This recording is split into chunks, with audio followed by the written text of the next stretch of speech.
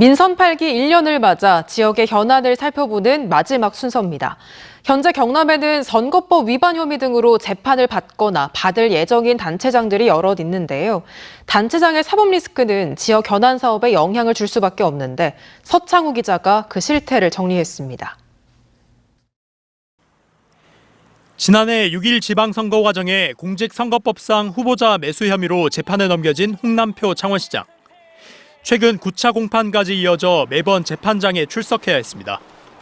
선거법 강행 규정대로라면 공소 제기된 날로부터 6개월 내, 그러니까 지난 5월까지 1심 선고가 이루어져야 했지만 재판부는 추가 공판 기일을 잡아놨습니다.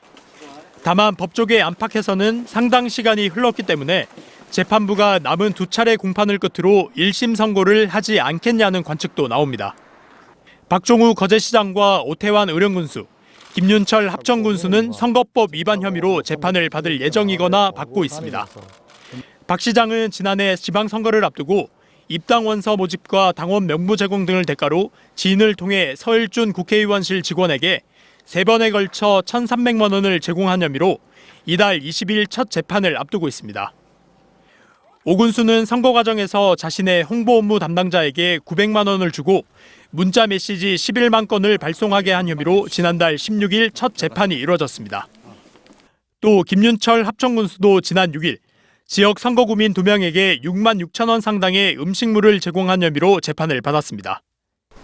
세 사건 모두 법원이 재정신청을 인용했습니다.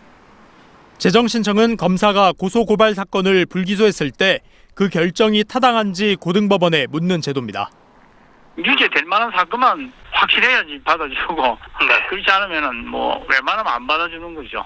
기소하고 나면은 A 판사 재판부에서 봤을 때 이거 유죄가 될 것 같다고 해서 기소 강제를 해서 기소가 됐는데 특별한 사정이 없으면 그 사건을 받은 수소법원에서 그 유죄 선고 안 할 수가 없죠.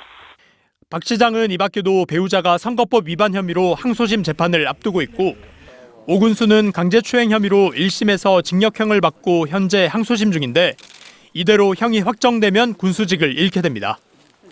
성낙인 창녕군수는 경남도의원이던 지난해 하반기쯤 자신이 속한 한 단체에 일정 금액을 기부한 혐의로 검찰에서 수사하고 있습니다.